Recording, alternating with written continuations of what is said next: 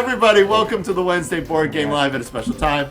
Our guest, of course, is game designer, game show participant, and game developer, and father and former teacher, all those things in that order, Mondo Davis, and personality TikTok. Mondo, how are you?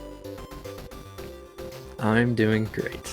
It's a good day so far. How about you? You know, our crowdfund launched yesterday. We funded in the first 6.5 hours. That always feels good. So this guy got underway, which is congrats. It's very exciting. So you had done a post. Today's topic, for everybody who did not know, I usually like the guest to pick the topic, or we do one for the month. And since we're in the uncertainty era of many things, and particularly this app being in its undead era, I was looking at various things. And Mondo, you did your predictions for 2025, and I was like, hey, that seems like something awesome for us to talk about. So where can people, if they want to go read it for themselves, where can people go find your predictions for 2025?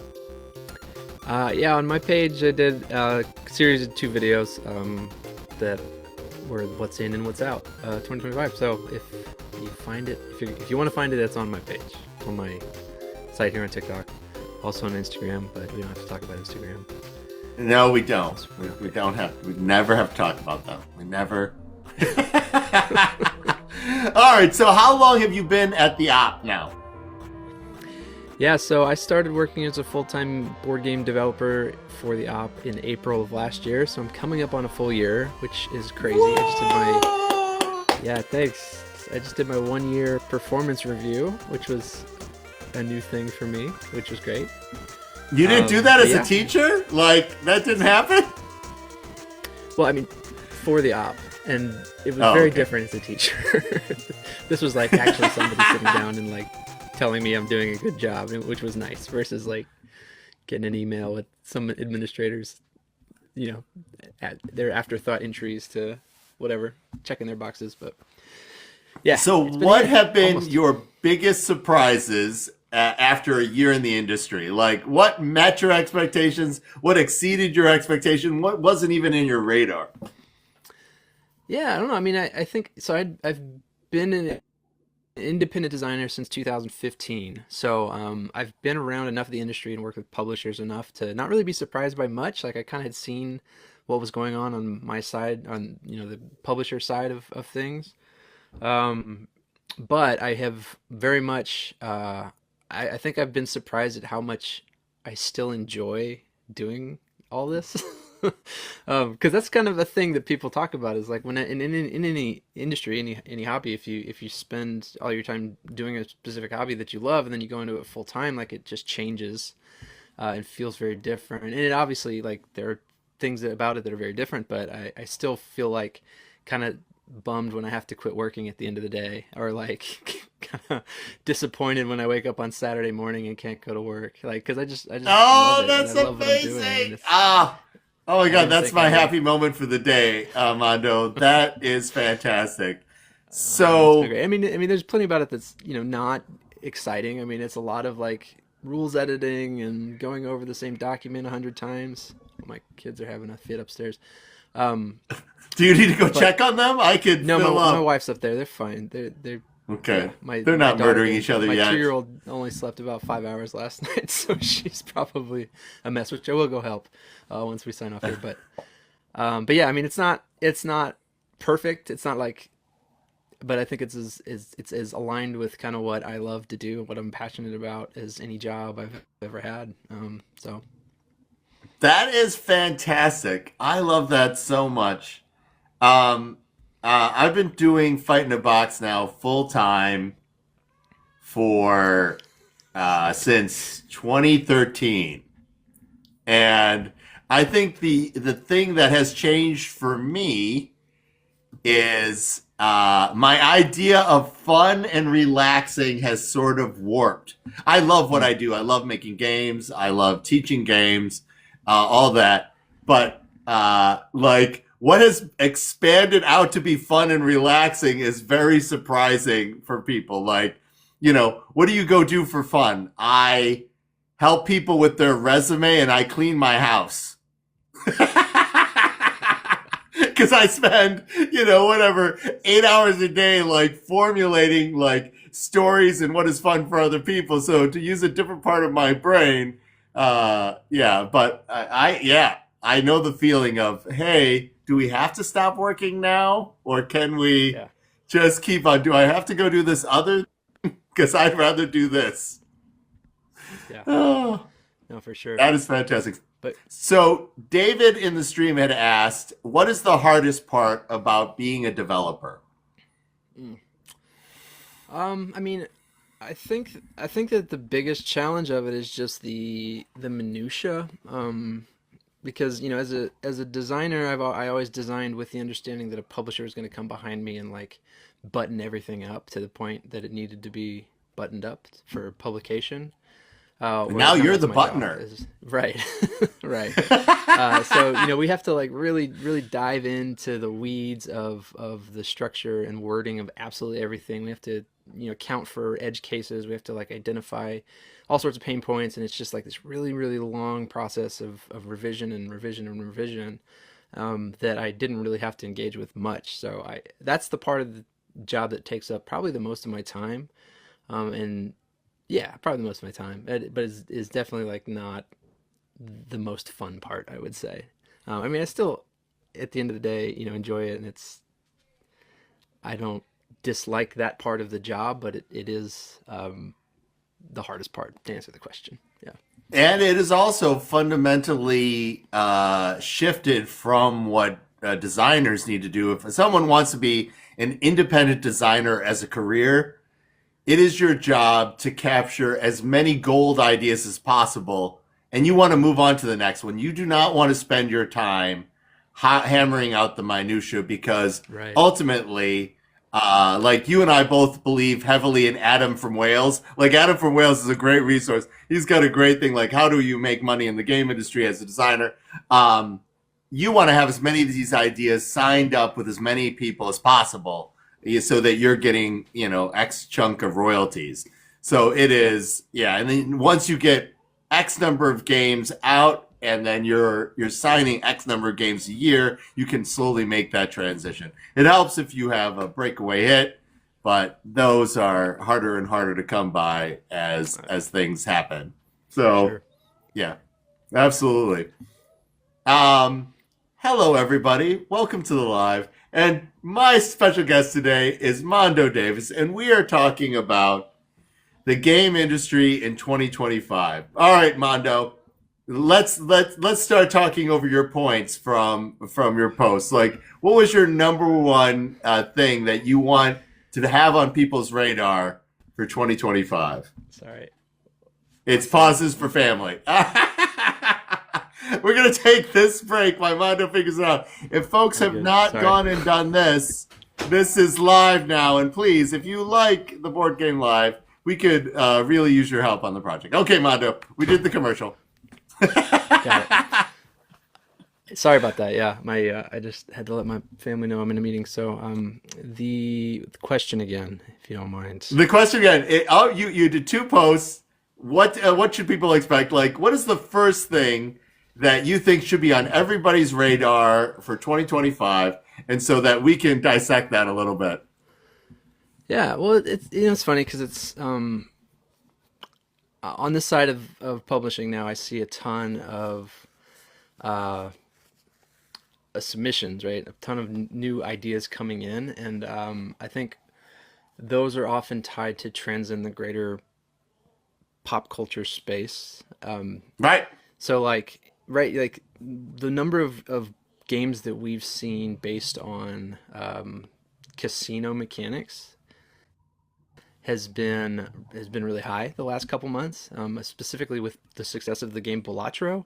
If you're Yes, I was like, familiar. does this have everything to do with Balatro? Yes, yeah. Which it's a funny thing I mean, it's an important thing to think about as a designer because like um, a lot of times something will have a big cultural impact like that in this space that we're in, and it will inspire. Sorry, if you can hear my 2-year-old screaming, she's fine. Um, Oh she's no, just not I getting couldn't what hear she it until wanted. you pointed it out. It's okay. Sorry. Yeah. Yeah. Anyway, so when something has a big cultural impact in this space, it inspires. Oh no! She's Do fine. I you hear need my a wife. minute? I could talk about Belatro while you go and I'm gonna check go on check. stuff. I'm gonna go check. I'm gonna go check. Yeah, just stay here and I will fill the screen. So if people have not played Belatro, it was Game of the Year nominee from Steam, and it is a deck builder Texas Hold'em game. Which you think isn't that great, and everybody who's done content and goes like, how good can this game actually be? And it is phenomenal. Like, I've spent my set of hours on Balatro. Yes. And it definitely hit the it definitely hit all the things that you wanted it to do. Like, if you wanted to slay the spire and do Texas Hold'em at the same time, that is what Balatro is. And it was so cheap, like graphically, it's nothing to, it's like 8-bit graphics. It's nothing to, it is pure gameplay and just so much fun. Just so much fun. It is about creating ridiculous combos in the sandbox that you're given. And then they, have various types of unlocks that change the nature of like combos in the sandbox as you get a different style base deck that has a different style of shenanigans going on. All right, are you back, Mondo?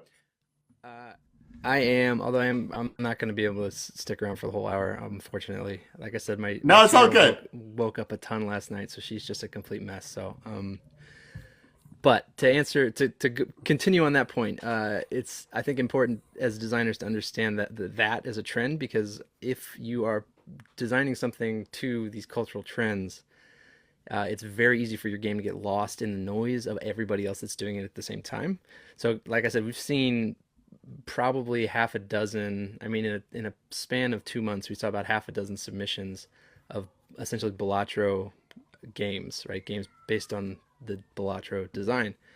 And even if one of those was really good, like it's hard for a publisher who's seeing all the submissions at the same time to kind of parse that out. So, Right. but harking back to the original question, I do think that is going to lead to, and the success of games like The Gang, that is going to lead to more uh, casino mechanics in games. There's going to be more games that feel like you're playing, this classic poker style card games. Uh, my favorite casino mechanic board game has to be Cursed Court.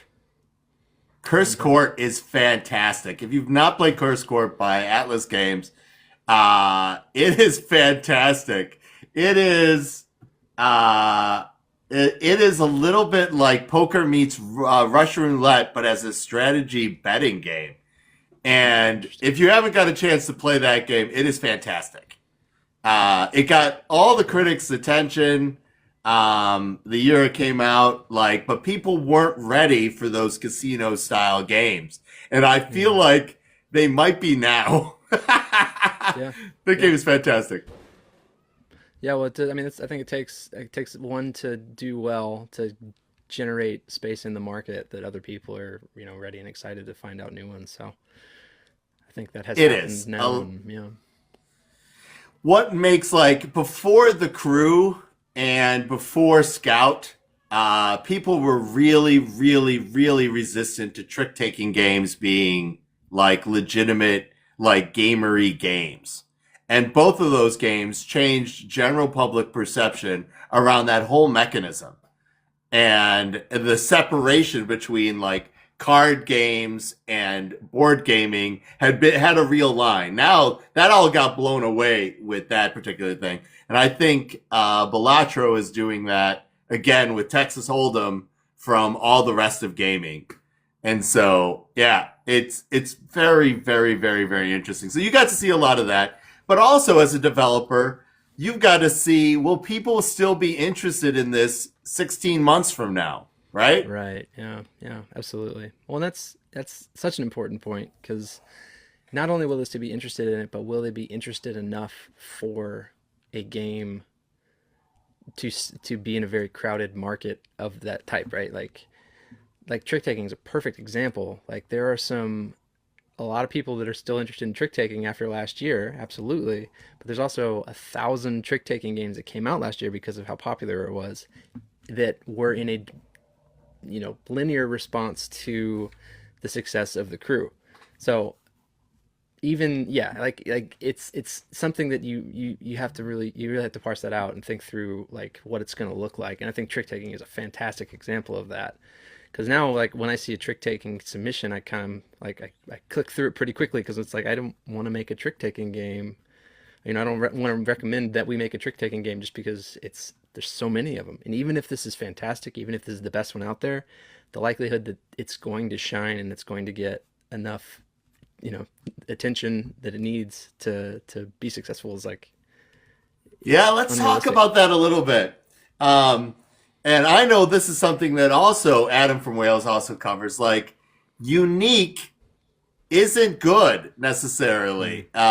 mm, Yeah, approachable is really important, but simultaneously, it can't be so run of the mill that it gets lost in the shuffle, literally lost in the shuffle. So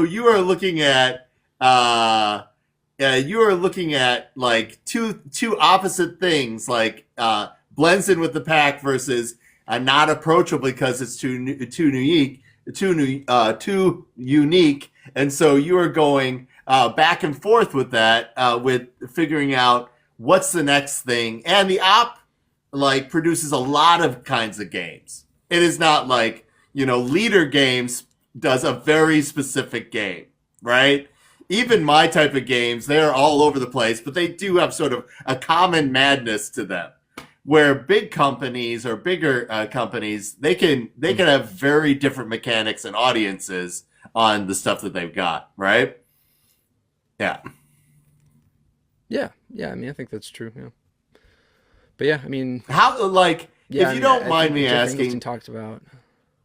Oh, go ahead. Am I delayed? Can you hear me? Now I can hear you. Go Can you ahead. hear me? Can you hear me? Okay. Yeah, so Yeah. Jeffrey Engelstein talks about how you need, like, there's a limit to how much innovation you can put into a game. Like, if you're asking gamers to learn, I forget what the number is, but if it's like more than two new things, then you're going to lose them and the game's going to have a hard time catching on because cognitively it's too much. So, like, Oh no. innovation and balancing out with convention, I think, is really important. Am I cutting out? Just a little bit. Today's a rough day, Mondo. Hello, hello. Trying to get you all like. Oh I think you're gosh. back Yeah. now. Yeah, more than you were Okay. saying. If you have more than two things going on, you'll lose the gamer. Yeah, Well, it's just too much to ask them to do, right? And when you ask your audience to do too much, it's hard for something to stick. So yeah. One of the things that we had to do for Conquest Princess was put a tutorial mission in front of it so that people could enjoy it at the pace of learning that was comfortable. Nothing was hard, but there was a lot of it. And a couple of the things were very unique, and parsing all that stuff out like caused people's brains to melt. It was just too much. yeah, yeah, that's definitely a concern. I think I'm gonna have to say goodbye now, though, and I'm so sorry for this. But let's Oh, definitely Mondo, that's so reschedule to do this again in sad. the future. I'm sorry. I know this is Yeah, really Mondo. Yeah. Like go take care of your family. yeah, I'll see if there's anybody who's a normal like fan of the live, and I'll drag them to fill out the rest of the time. Otherwise, I'll just keep on talking to the audience. I'm yeah. I'm sorry you have sorry. stuff going on. It's great to see you. Am I gonna Yeah, see you you at too. Gamma? I will not be at Gamma, but Pat will. The op will be there. Just I won't be with him. But let's do this Okay. again though. Like let's find another day to do this in the future where we can actually get through it. And again, sorry for this. Yeah, no, it's all good, Mondo. Go take care of your family. I hope you have a better day. Yeah, thanks. See you, Seppi. Yeah, it's all good. Let's see who's around that I could drag into this shenanigans. Like Jared's usually a good pick for this. David, I don't know if you're in a place where you could come and join us. Artisan Games has been hanging out. If you are one of my normal fans and you would like to come and have the conversation with me because Mondo had to go, you want to be my emergency guest, just sound in the chat and we'll go about our discussion. Like I have some very strong feelings about what 2025 looks like for the industry, and it's a real thing. It's a real thing. All right, so let's see if anybody is around that I can bug for this. Maybe I'll send one to Jared if he's not too busy. Da, da, da, da, da. Jared's a perfect guest for this. Where is... I could do Uga Chaka because I always want to talk to him. Where is... Let's see. Jared, you around? You around? My guest had to bail.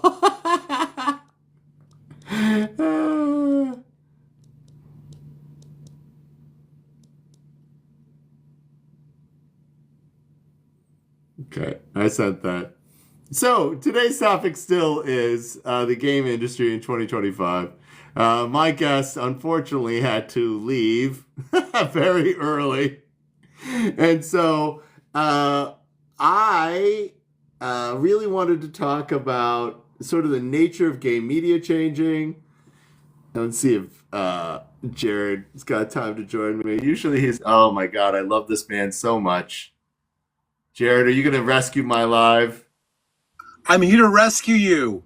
Oh my God, Jared, I love you so much. For a stormtrooper. Are you? You handsome devil. Everybody, this is technologist, game designer, educator, Jared Bendis, the Board Game Dragon, and he is stepping in for my guest who had to bail early, Mondo Davis. Who bailed? Who was on? Who was on? And Mondo had his 2-year-old had a complete meltdown. I'm taking over for Mondo. Let me tell you how it really works. No. Today's topic, Jared, and I think you're actually great for this topic, is we're talking about the trends in gaming for 2025. Like, what can people expect with where gaming has been going across all the other things, and we are in an exciting time of great change. Like, is there a historical precedent for games being reflected by reality? And so you've touched on like 7 things here, and they're really, really exciting. So I get really upset when people are like, we don't do that kind of gaming anymore. And I'm like, says who? But it's true. So as much as I don't like it, it's absolutely true. There are flavors of game mechanic, there's flavors of game graphic, and there's flavors of social interaction, which we are craving. And we are bouncing very specifically post-lockdown. I refuse to say post-pandemic, but we're bouncing post-lockdown. So all these people that came into the gaming space are now busy. And now they're like, what do I do and how do I play? And so we're seeing a shift in the way that people are purchasing games, playing their games, removing their own collections, looking at the way they're looking at Kickstarters. All of these things are very, and also, by the way, how many people have been burned by Kickstarters? Hey, I got one of those go on right now, Jared. You're going to tell people, and I've always delivered early. Like, please tell people to go and give me money. So interestingly enough, I always tell people I do not endorse Kickstarters. And so I have been, today, very specifically, I've been going through all of the old videos back to 2018 from my trips to Vegas and making sure that all the links are correct. And what I'm noticing is a lot of companies are gone, but a lot of companies, I find their Kickstarter campaign, and I immediately go over to the comments and see either it's a, hey, that's great, I need a replacement part, or it's been 6 years, you bastard, where's my damn item? You're going to correct yourself, of course, Jared. You're like, no, I don't support any crowdfunding campaigns except for yours, Seppi, because I love you. That is what I really want to say is is that a crowdfunding campaign is only as good as reputation of the person that you're looking at. So when you look at Seppi's games, Seppi's games ship. Now, whether they're fun, no, Seppi's games ship. You're killing me. Why are you stabbing me? Listen, I mean, I'm doing you a favor. I mean, you're not going to get anything to sign anyway. But so going back to this thing, first of all, everyone should go check out Kaiser Cucumber's 3-Night Heist. It's a card game and an RPG. Anyway, so notice, by the way, I have been watching. You sent demo review copies to other people. Anyway, but that's not important right now. What's important, though, is that we really are looking at asking ourselves not the question of how did I get into becoming somebody who plays games, or actually I'll rephrase that, how did gaming come back into my life? Because remember, there's not a single person you will speak to who will say, I don't play games, I never played games. There's a point in your childhood where games fell off, and now games are come back. And you've got to ask yourself, as you've made lifestyle decisions to bring gaming back, you've got to ask yourself now, how are those evolving? And that's a really let's talk about one of those specifically. You touched on a lot of amazing points, and you love the large get-togethers, or at least you go to them, like conferences to that I do. Gaming conventions. Like all these things. I don't play at those things, Jesus. But I always see you at them. But so we have people who got to rediscover gaming, your words, during the dark times, my words, and now they have to figure out how do they incorporate this in their lives. Now, one of the things that a gaming convention does, and this is one of my predictions for 2025, which is the topic, like how is gaming change, is the continued growth of gaming conventions. Adults, when they pick when you say, I'm going away to a gaming convention, you have now quartered off that time to say, I'm going to go do these things. I paid money to travel. I've gotten whatever. I am now allowed to treat this like the primary activity instead of something that can be interrupted or put aside. And that's interesting, but I think there's only one flavor of person. I'm not that person, and you're not that person. I've got to ask, because I wouldn't. No, seriously. Like when I see somebody like you, and I say somebody like you because I've seen you there. You when you're at a gaming convention, you're working. I am. You're not doing. There was a very big art festival in Cleveland, and the joke was I attended every one, but I'd never been to it. Because I was working. There's a very strange phenomena. So we don't know what it's like to slow down and play. So those people, and I talk to those people. I love talking to those people. But those people, and I mean this in the best way possible, some of them are doing it because they want to intersect their networks. They want to play with different people for a weekend. The people who will spend 3 days of their life and a fortune in a hotel room, these people don't have problems playing locally. What they're doing is they're upping their game for a weekend. It's the ice cream, the icing on the cake. I agree that person exists. I do not agree that is a singular person. I think that we're parsing out very different groups of people. Now, for your first point, which was very accurate, is when you and I go to a convention, or specifically I go to a convention, I'm working, but my work is facilitating the fun of others. I love it. It's super rewarding. It is a thing. But you're a docent. You're not. You don't get to. No. Listen, I'm not offended by.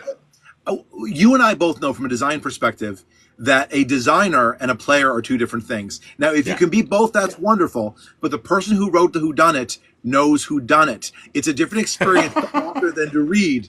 This is number one. But. So your kick inside of gaming is very different, and I tell this when everyone. This is into your God complex of game designers. Not the God complex. Yeah, okay, we'll go there. World building. That's why it's not all abstract, no matter what Mondo would tell you.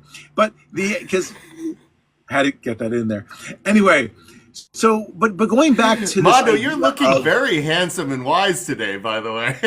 but going back to this other concept, which is we are seeing a group, an assembly, a cohort of people who are facing new gaming struggles because they're like, they don't know how to get rid of their games.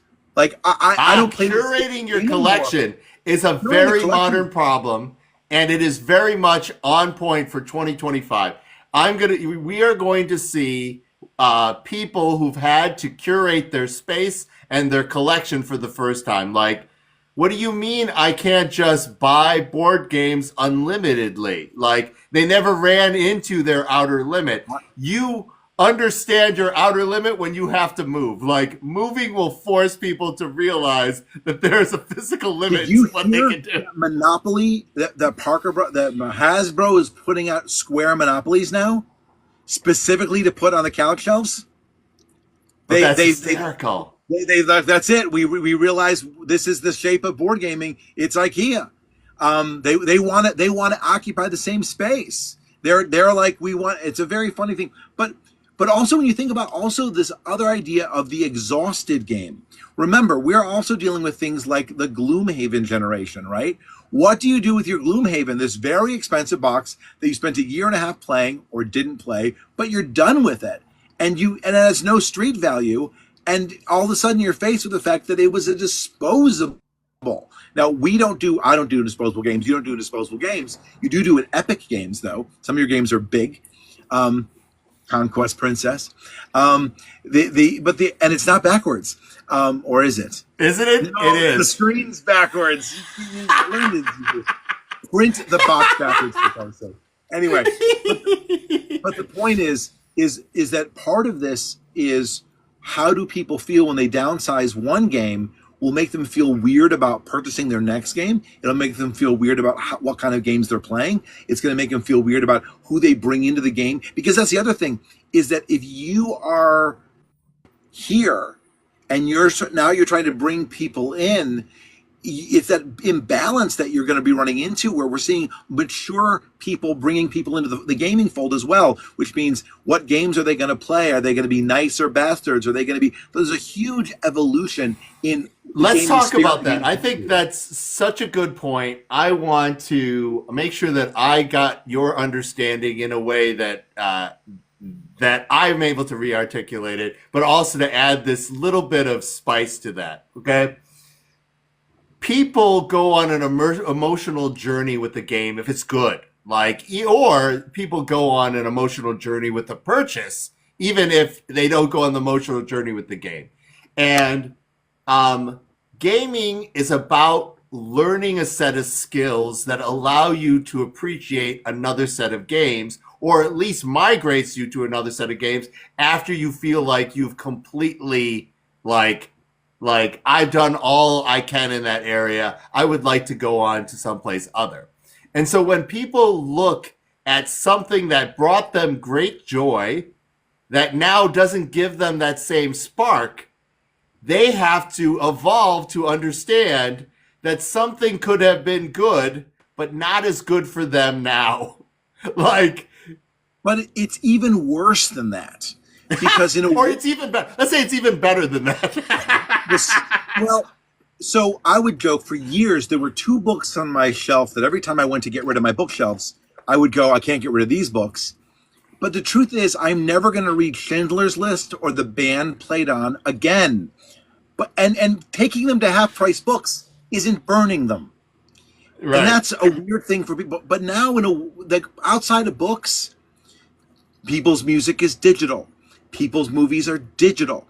So this idea that I need to downsize my media to bring in more media is almost limited to gaming. So we're dealing with people who are never faced this before, where this is the first time going like, oh, I need room to play. I don't think I'm going to play this anytime soon. Maybe I should hand this to somebody else. So it's actually bigger than that. We've gone through this. We were the era where everything was physical. But now, because you're old, but now we are. Thank you for noticing. Well, I just have to remind. No.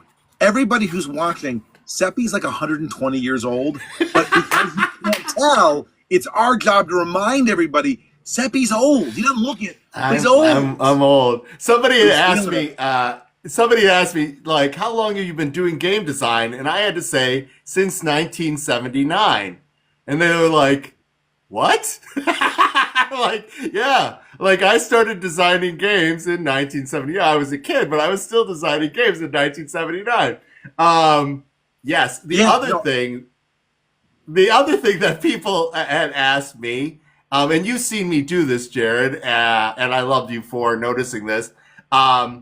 They're like, is this the first time you're saying this, or do you practice this? And I was like, I had to confess to them, like, a game demo is like improv. It's a set of bits that I've tried out and I've practiced and I've put together to make a fresh experience for you, but the ingredients were already there. It's autopilot. If you're doing it right, Yeah. it's autopilot. It's like the day will start and you're like, it's over. How many people did I talk to? I don't know. I saw none of their faces. That is a thing. When you're giving a good game demo, you are giving the most memorable moment for that person at the convention, and it is so on autopilot if you're doing it right. They are like a dark face in the audience. It's not that you didn't connect with them. It's not that they weren't amazing. It's right. You drove home and you weren't paying attention. There's a really interesting article if you want to read about this phenomena from Entertainment Weekly a bunch of years ago, where somebody went to see Wayne Newton in concert, and he was taking careful notes, and every joke, every laugh, every unscripted moment was scripted to the second, so that when he went to the second show, it was identical, but it was flawlessly. It was like literally. It was like the exact same. He's like, we never do this. And he's like, we did it an hour ago. But he said it was so canned, but so perfectly performed that everyone felt like it was only just for them. But having sat through it twice, he knew he was sitting in the most perfectly performed machine ever. And you should look up the article if you can find it. I know it doesn't exist anymore.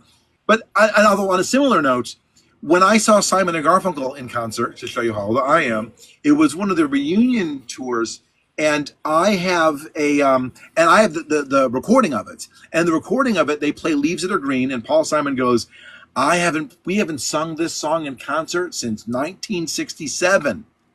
But when I saw them in Cleveland, he's like, we haven't sung this song in concert since 1967.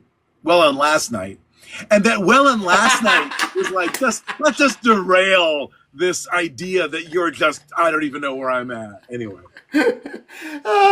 Some of my favorite, everybody, welcome to the live. My special guest, of course, is Jared Bendis, technologist, game designer, and educator. And of course, the Board Game Dragon. And today we're talking about the trends in gaming and the game industry in 2025.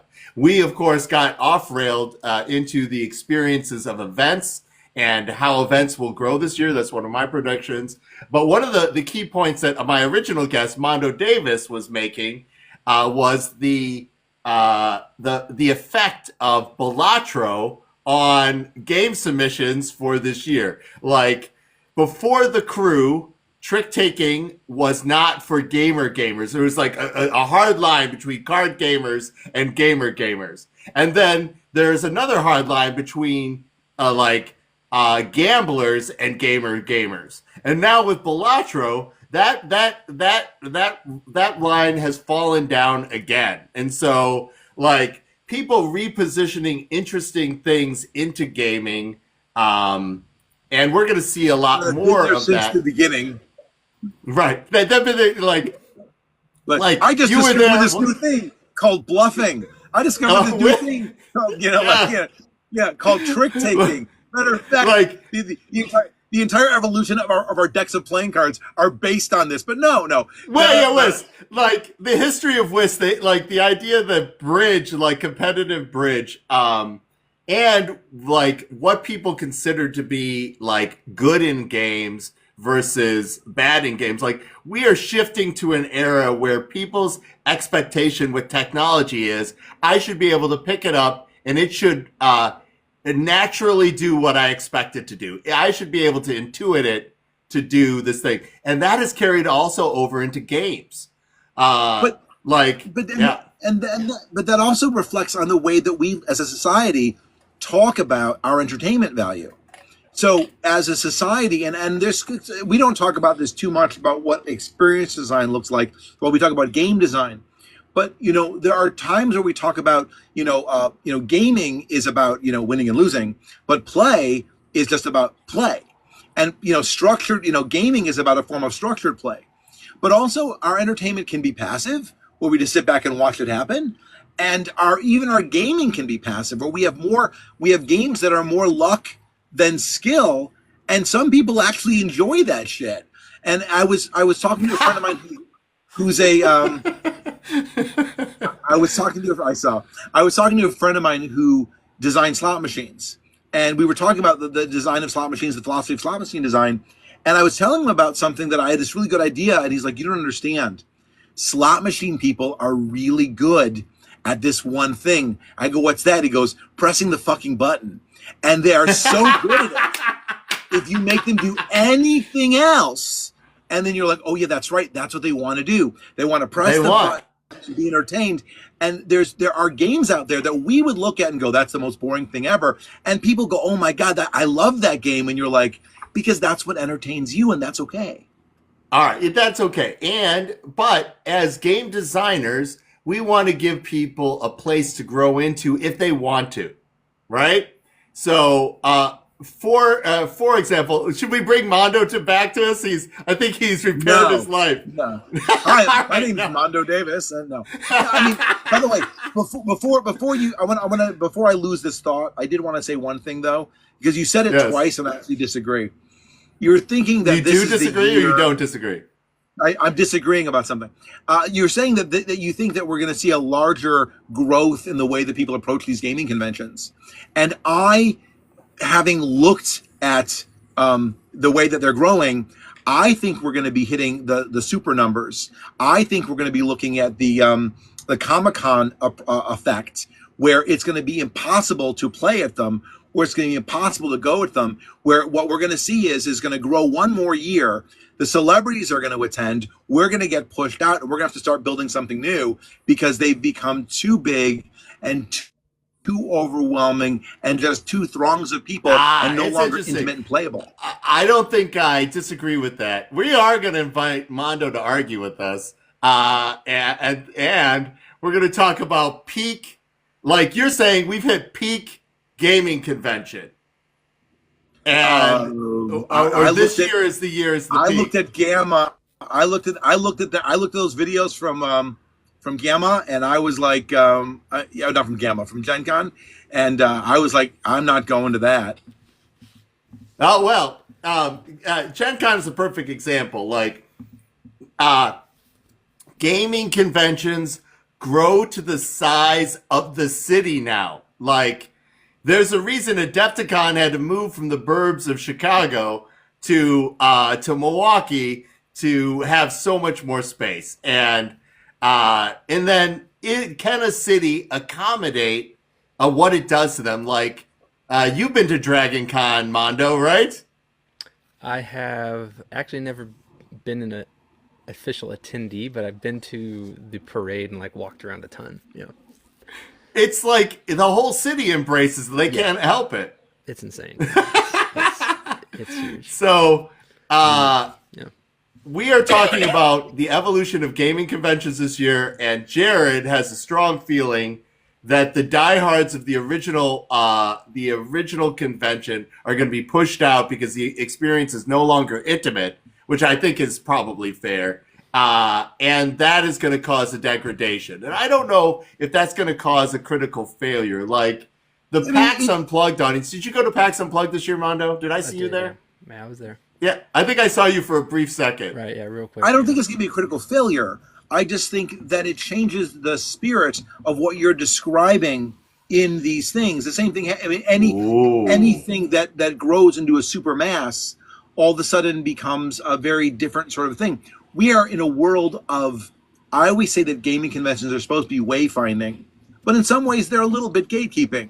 And in some ways, that the size of them becomes its own form of gatekeeping because it becomes so unwieldy. Who do you sit with? How do you know? How do you like the inviting nature of the play changes because you've lost a sense of intimacy, which makes it happen. I think that is a real thing that will affect certain conventions, but more so, and I think, Mondo, you might be feeling this, you can't go to every convention. Like, once upon a time, you could hit all the hotspots, even all of the hotspots in your region. Now it is impossible. Like, I can't go to one. No, I'm not. I mean, think about the price, though. Just think about the cost of the convention now as well. I mean, this is a very. I mean, I talk to people who are going to 3 or 4 or whatever, but like just the cost of going to one of these things. You know, years ago I would go to NASCAR races with an ex, and people would laugh and they'd go, but you know, a NASCAR race is expensive. It is. You're there for hours.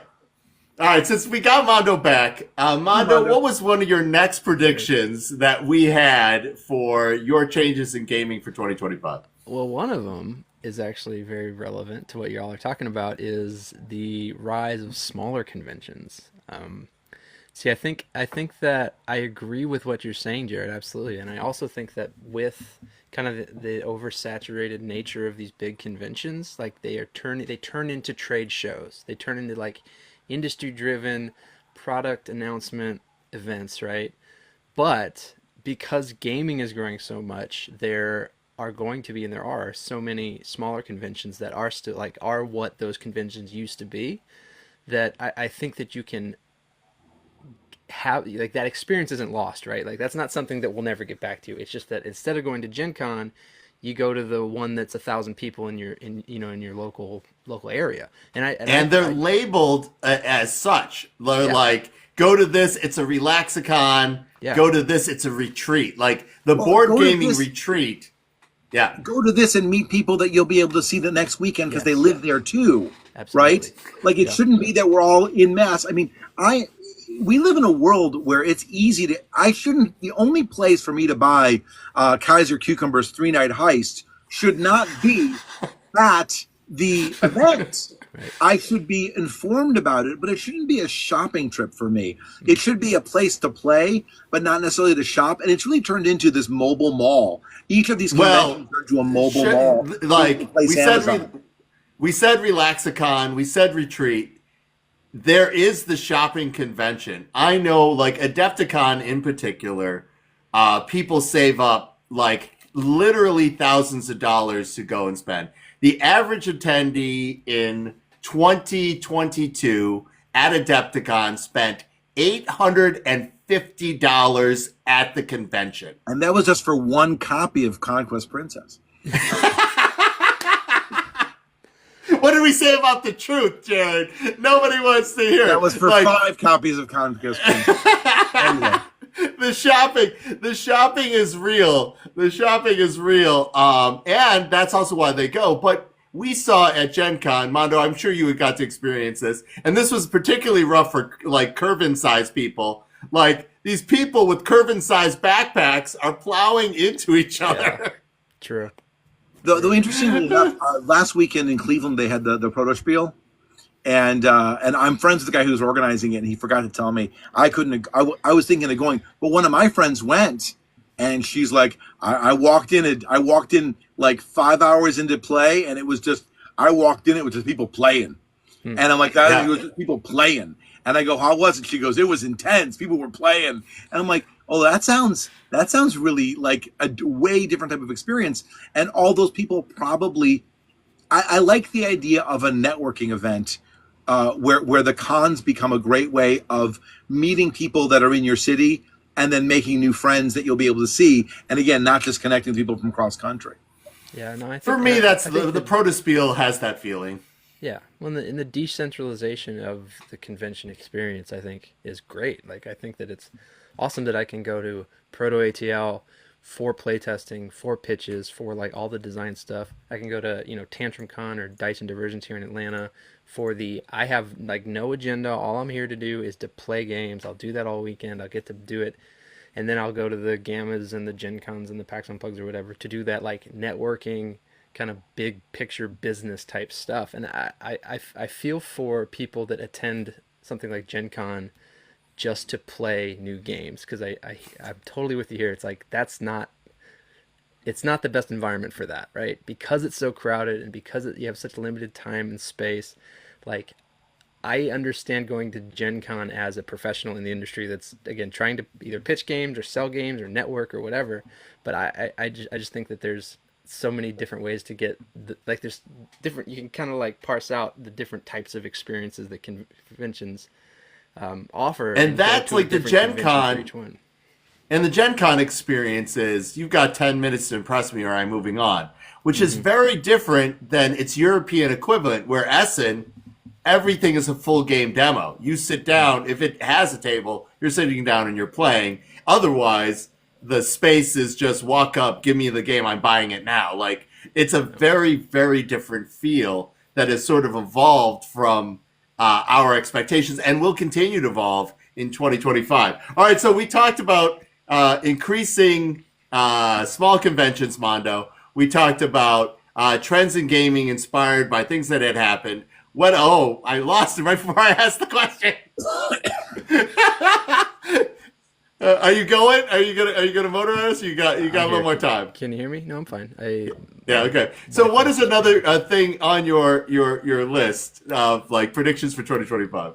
I'm trying to remember. I know that one thing was, thematically speaking, the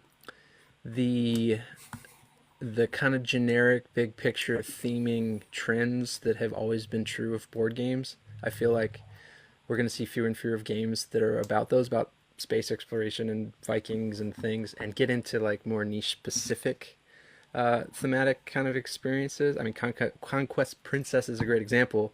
You know, fashion in space, like, it's unique, right? It's very kind of like niche and narrow, and like there's no other game that does that. And I feel like that's something publishers are going to be doing more and more of like trying to find those themes that people like can connect to and have associations with, so it's not like completely bizarre and out there that they don't understand, but that are like interesting, like super interesting. And we've been, I mean, the industry's been doing this for years, but I feel like that is going to be more and more of a push moving forward.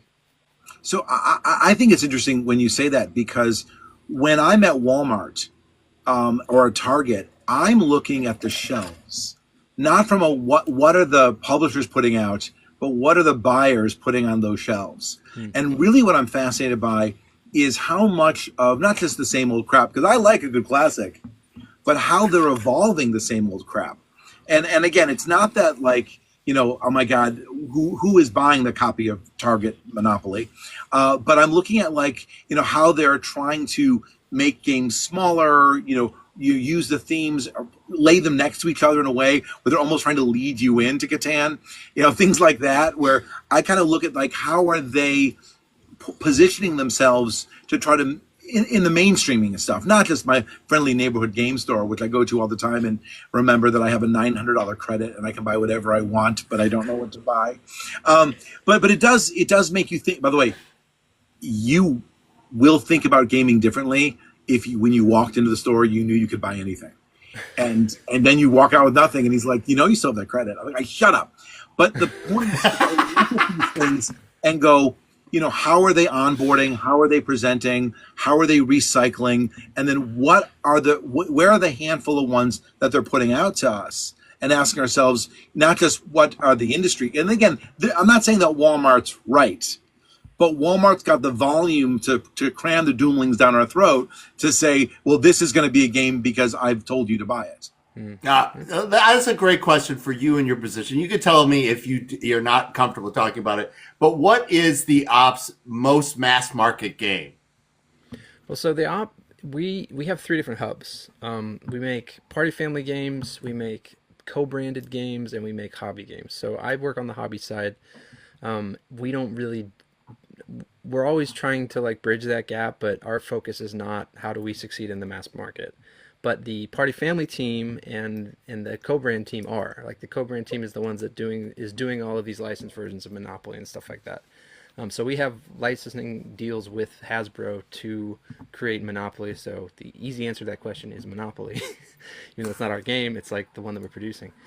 But the like original games that we're making on that for that mass market are like the Flip Sevens, Da Da Da, Oh, Telestrations. Flip 7 is so good. I Yeah. forgot it's the opposite. Have people played Flip 7? Oh, it's Like, fantastic. Yeah. it's fantastic. Like, I had not been blown away by how one game could capture so many people simultaneously with such a simple mechanic. Yeah, What it's I good. love about that game is how everybody else is invested in the tension of the next person. Yep. And to your earlier point, it is just derivative of blackjack, right? Yeah. Like, yeah, It's, it is yeah. super approachable. Yeah. Or like craps or a lot of the other games where you're like paying attention to what you roll. But But um, that's where it gets interesting to me because what I'm asking myself is when we talked a moment about curating your personal collection and like taking something off the shelf so you make room for the new thing, I'm looking at like how is the industry taking things off the shelf and putting up the new things. hmm, And so while everyone's like that's we don't that game's old, but part of me I love core games. I love these core games. I love to every time I see a copy of Sushi Go at the Goodwill, I am wounded because I'm like no that should be there forever. Like you don't get rid of It, that game. Like it's good. and so what I'm interested in is sort of like, and I know you're in the hobby games, but so for me, I mean, from the design perspective, so for me, I guess the question is, and this relates to the consumer, how long do you expect us to keep a game? Because you need us to get rid of games to buy new ones. So when you say I'm going to make a game, there's got to be a lifespan. Is it 3 cycles, 5 cycles? I mean, not how long do you want to keep it, but like how long do you expect a game to stay in print in the hobby world versus in the God we want it to stay in print forever world? well, I mean that's the goal, right? Like the goal of every game that we bring in is how do we make this an evergreen game that people will always want to play and will continue to buy and will want more of it. Um, I think that's the goal, and I think that every game that we sign and every game that we try to put out there, that is what we believe will happen with that game, right? Like we believe that that can happen with that game. But So but if it doesn't, it's not a failure. But there's got to be like a minimum threshold. There's got to be like a sure, we want this to be a 3 year game or a 5 year game. What's the minimum a game to be? Not I'm not talking about units. I'm talking about yeah. like seasons. Like how All right. long does the game have to be in the mentality of people for people to think about a game being around I also want to add an extra dimensionality to that. and again if you feel That uncomfortable with that. that the like what happens when a game does a thing better than the previous game that hits that itch, right? Like you can see with Wingspan, they're trying to like do the evolution themselves. Like take you along. Like this could use some updating here. This you saw that with Azul. You see a little bit with Sagrada. Like people are trying to make sure that there's their own competitor that they like opt out of. But there are some games that flat out just do a thing better. Like I think Machikoro is better than Catan, for example. I don't think you need Catan when Machikoro exists. Hmm. But Catan Junior is better than Machikoro. No, I'm just saying. Is it? I haven't No, played Catan it Junior yet. is a really good play, by the way. I just want to remind everybody that like if you've never played Catan Junior, it's really easy to learn and it's really really fun and it plays from 5 to 50. So like seriously, like if you get a Yeah, but to your question, like, are you looking at games, Mondo? You're like, this hits this spot in the industry, and it should be the game that people are playing. I mean, yes. Like I think that we think of it in those terms, but more of like what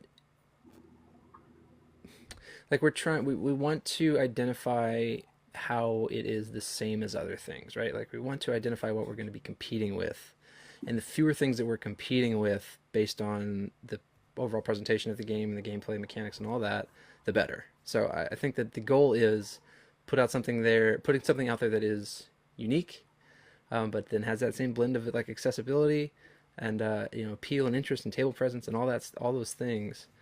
Um, yeah, and like the question of how what success looks like on that end is really just like, I mean, there really is a successful game for us at the bare minimum. It doesn't lose us money, meaning yeah, I've heard it. we sell our first print run, uh, even if that doesn't mean we reprint it. Like we sell our first print run. Roots on its 13th printing. Yeah.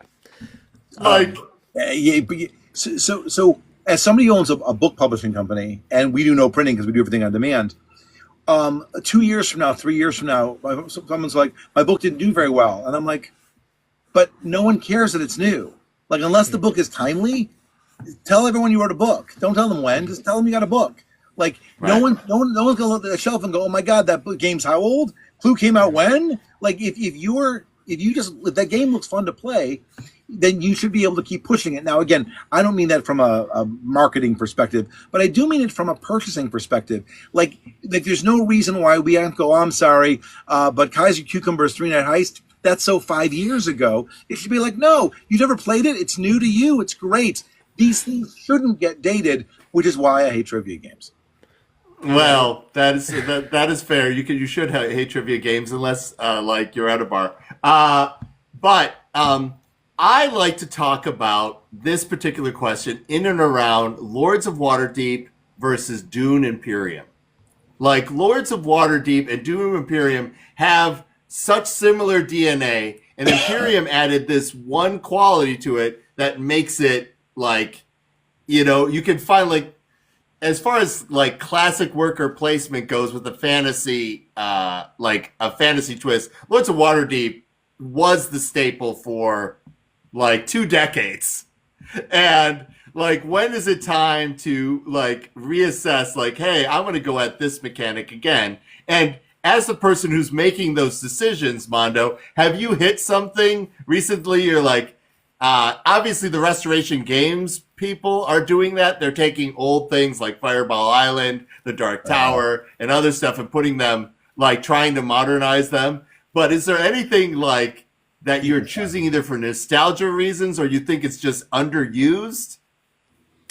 Yeah, I mean, I think that is kind of an individual perspective thing for us. It's not like as a company we're like getting together and talking about, okay, what do we want to bring back? But it's more like, because all of our games that we publish are based on things that are submitted to us. So we look through that lens of like, oh, okay, like I cut, you choose games. Like, I think Spamsoft's a good example of that, right? Like, they took that mechanic and they did something different with it that was super interesting and fun. But I don't think Jamie was like, we need to bring this mechanic back. It was more like that game came to his table and he said, oh yeah, like this is cool, love it, let's pursue it or whatever. But so I have things like that in mind. Like, I love hidden movement games. I don't think there's enough hidden movement games that are out there. I'm trying to think of others that come out. That's the one that comes to my mind. I keep buying non-rigid dungeon crawlers, non setup ones where there's like where it's a chance mechanic built, not set designed ones. Because the joke is, I think, as I'm constantly buying the games I want to design. I'm saying no. Did you like Drop In Dungeon? I did like it, and I did buy a copy. But what I loved the concept. When we got it, it was like, it's too much shit. It was way abstract. It didn't, like a bag of dungeon makes me much happier than the drop-in dungeon, only because they're just you have to invest in these abstract cubes so much. Where I'm like, oh, I needed more art. Like, I needed more whatever. And they keep showing it to you every day, like on a tape. I needed more to make it work. It was too small. I know what they were going for, but it was too small. But the point is that I think we do chase the games we want to play in some ways, or we like, and I think that I always, again, design as problem solving, either from a story perspective, from a social emotional perspective, or from I think I could do something really unique with this mechanic perspective. That would be, again, fun at the end. And I love fixing games, and I love rebuilding games, and I think, or again, not letting somebody know what your inspiration was. I have friends who've written fan fiction, and I'm like, that's a great fan fiction. Can you remove Indiana Jones out of it and rewrite it as an original piece? And he's like, but I go, no one's buying your screenplay. Strip out the IP that is in yours. I mean, it's great that was your inspiration, but strip out the IP that isn't yours and have somebody go, man, this would make a great Indiana Jones movie. And then you go, All right. yes. Speaking of which, taking your core idea and then making it so it's something marketable. I love how games are made. I love the process of it, but I think the best advice for that actually comes from Brandon Sanderson. If you replace his advice for book with game, you're like, oh, so you want to publish a game, go make 3 of them, learn the skills that you need, and then come back and publish this 4th game. I think people make a game and assume, since they loved it so much and they completed it, that it should be publishable. Mondo, you have one of the best stories of, I'm glad I made this first game. Yeah. It was unpublishable. I went in front of professionals and they told me why it was bad. That was one of my favorite you stories. Yeah. No, I mean, I think you're muted, Mondo. And I think it's I think it's an important life lesson in any creative. Hello. Now you're back. We're listening. Can you hear me? We're listening. No, I think it is important. Yeah, it's an important piece of any creative medium is to fail quick and learn your lessons early, and not. I see a lot of designers working on the same game for 5-10 years that is like, it's not coming together, it's not working. Like, you've tried different things, and there's a point at which you need to scrap it and move on, take the lessons that you've learned, and make something better. So yeah, well, I mean, we all have examples, right? We all have stories as designers of those games in our lives. But there's a presentation I used to give called "Your Video Projects Suck, but That's Okay, Consider Your Papers." Moderating student expectations when creating new media. I mean, the reality of it is my students are writing papers their entire lives. None of them are ready to see the light of day. Why do I expect their first new media piece to be presentable?